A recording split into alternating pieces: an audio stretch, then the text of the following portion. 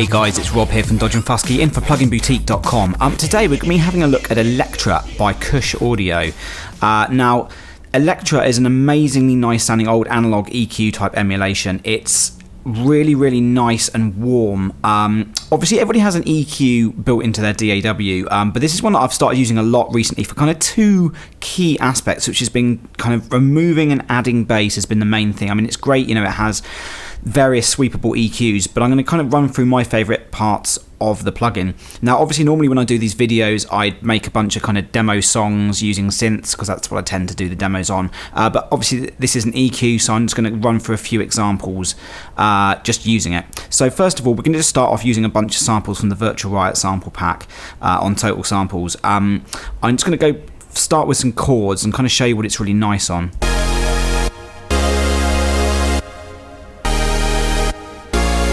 Now the first thing I'm going to do is I'm going to use, there's a kind of a fixed low shelf here which can boost the low end in a really nice warm way.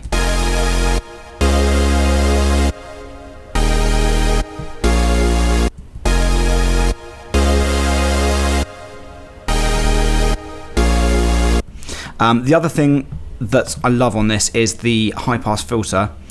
You can, by the way, there's global bypass, so these are the EQs on here, and this is the high pass filter here. There's like a dedicated switch, and this is the high pass. I'm just going to use the high pass filter to sweep it up while it's playing.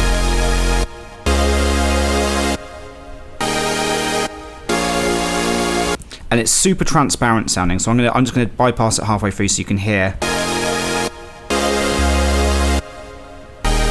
Doesn't colour the sound in a way that you wouldn't want it to, but it just kind of cleans things up really nicely. Obviously useful when you're doing things in the context of a mix.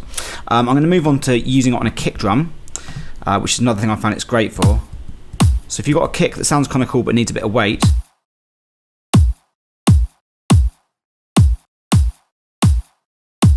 it gives it a really nice kind of resonant punch, just in the right kind of area. It's a fixed shelf around 90 hertz, but it just adds this lovely kind of subby weight. So especially if you're making house or you're making kind of dubstep, it's brilliant for that kind of stuff. And just before I go on to the kind of last kind of example of a few things I put together, I just want to show you using the actual other bands of the EQ. So I'm just going to reset these by double clicking them. Oops, put the playhead back to the beginning.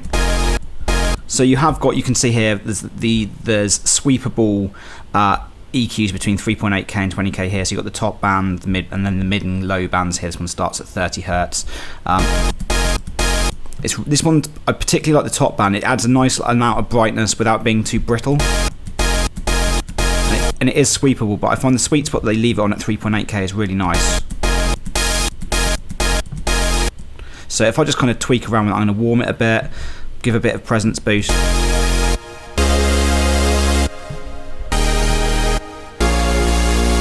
You can see how it just kind of immediately just adds a bit of character to sound.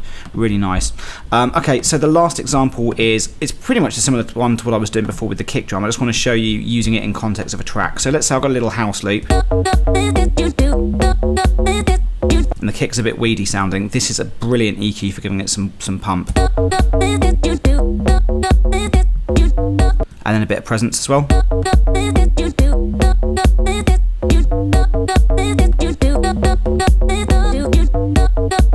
So yeah, there you have it. I mean, you know, it's an EQ, so there's a limit to kind of how much I can kind of go through in terms of kind of audio demos. You can kind of get for yourself, I'm sure, from watching this, the idea of the quality of the EQ and the kind of the musicality of it.